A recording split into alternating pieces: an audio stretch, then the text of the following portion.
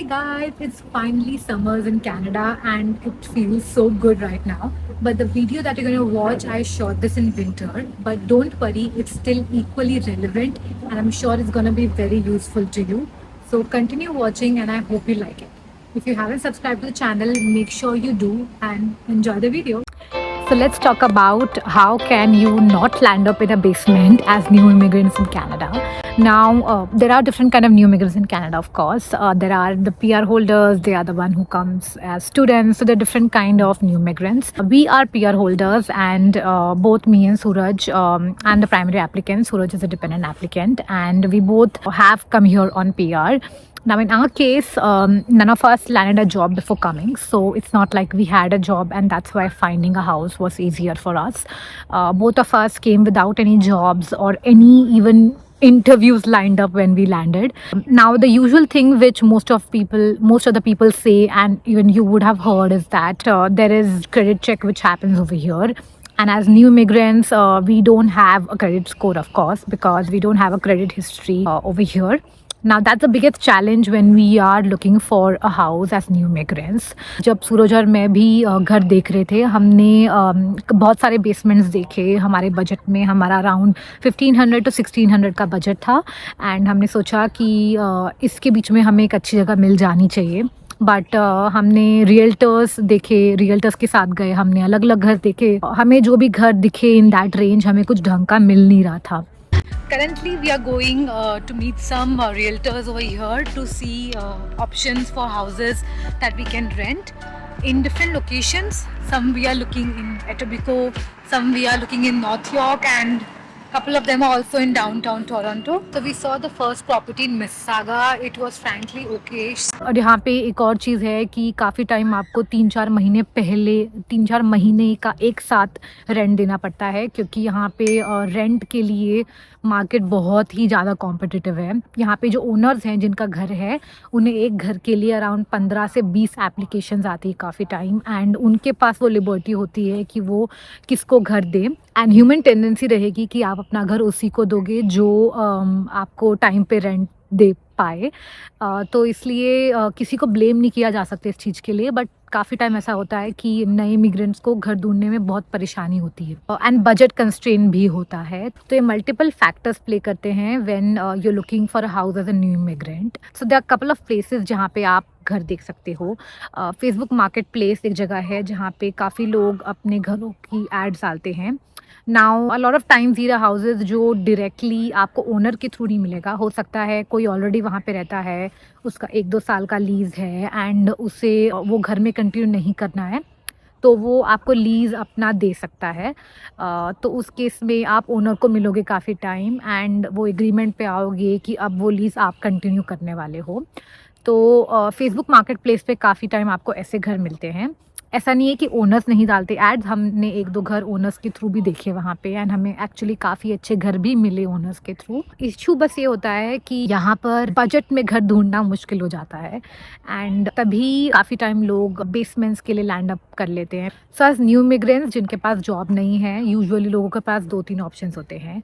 एक ही ऑप्शन होता है कि वो अपने रिलेटिव्स जो अगर यहाँ पे हैं तो वो उनके साथ रहेंगे एंड जब तक उन्हें जॉब नहीं मिलेगी, उनको पता नहीं रहेगा कहाँ पे उनका ऑफिस है, तब तक वो उन्हीं के साथ स्टे करेंगे. दूसरा ऑप्शन ये होता है कि कुछ लोग एयरबीएनबी बुक करते हैं 1-2 महीने एट अ स्ट्रेच के लिए, which is an amazing idea. क्योंकि हमने हमारा एयरबीएनबी 15 दिन के लिए बुक किया था एंड हमें ऐसा फील हो रहा था कि हमें थोड़ा और लंबा बुक करना चाहिए था एयरबीएनबी, क्योंकि काफ़ी टाइम घर इतनी जल्दी मिलता नहीं है. तो Airbnb is a great option as new immigrant, specially because आपको पता नहीं है कि आपकी जॉब कहाँ लगने वाली है. तो आप एक ऐसी जगह पे एयरबीएनबी लो जो बहुत एक्सपेंसिव ना हो बट जो मेन एरिया है लाइक टोरंटो, मिसिसागा, इसके पास हो. हमारा एयरबीएनबी मिसिसागा में था. कुक्सविल नाम की एक एरिया है, वहाँ पे हमारा एयरबीएनबी था एंड वहाँ पर काफ़ी चीज़ें बहुत नज़दीक थी like Indian stores and all. तो हमें इवन दो होम सिकनेस थी बहुत ज़्यादा फील नहीं हुई, क्योंकि इंडियन स्टोर्स थे, हम वहाँ से खाना ले सकते थे एंड बाहर निकलने के लिए जगह थी जहाँ पे वॉक भी कर सकते हैं. तो Airbnb is a great option.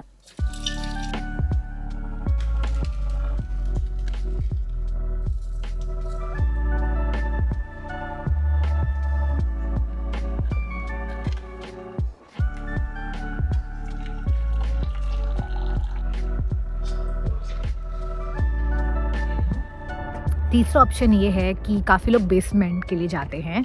Now basement is a very common option क्योंकि लोगों को उसमें अपनी प्राइवेसी मिल जाती है, वो बहुत एक्सपेंसिव नहीं होता है बिकॉज़ बेसमेंट में बहुत सारे चैलेंजेस होते हैं।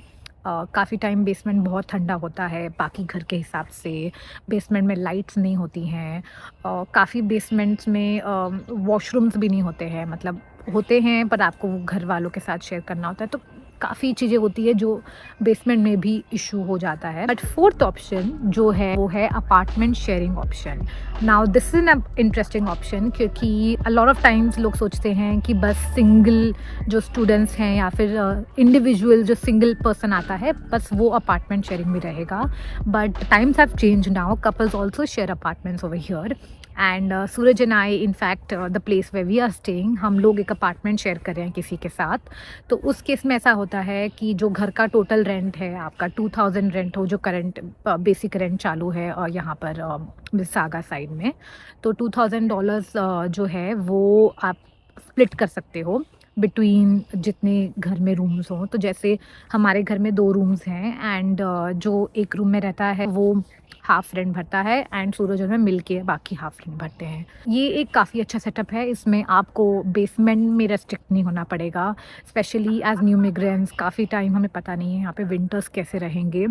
सम winters are good, like we have got a very good winter and some people find very very difficult winter times.